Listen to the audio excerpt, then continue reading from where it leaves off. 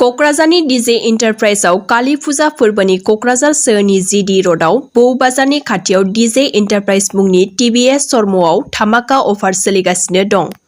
ल' डाउन पेमेन्टनि गेजेरजों नोंथाङा गावनि मोजां मोननाय मटर साइकेलखौ बायनो हागोन।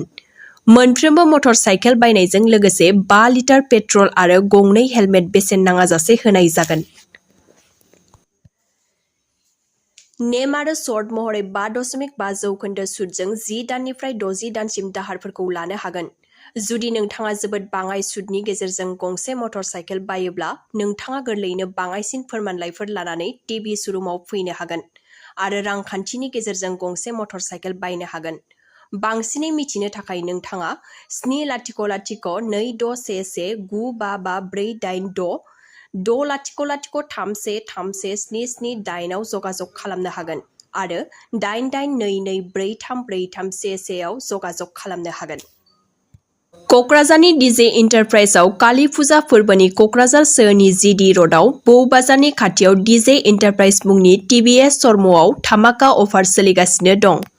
ल' डाउन पेमेन्टनि गेजेरजों नोंथाङा गावनि मोजां मोननाय मटर साइकेलखौ बायनो हागोन। मोनफ्रोमबो मटर साइकेल बायनायजों लोगोसे 5 लिटार पेट्रल आरो गंनै हेलमेट बेसेन नाङाजासे होनाय जागोन। नेम आरो सर्त महरै 5.5 जौखोन्दो सुतजों 10 दाननिफ्राय 60 दानसिम दाहारफोरखौ लानो हागोन। जुदि नोंथाङा जोबोद बाङाइ सुतनि गेजेरजों गंसे मटर साइकेल बायोब्ला नोंथाङा गोरलैयैनो बाङाइसिन फोरमानलाइफोर लानानै टीवी श'रुमाव फैनो हागोन आरो रांखान्थिनि गेजेरजों गंसे मटर साइकेल बायनो हागोन।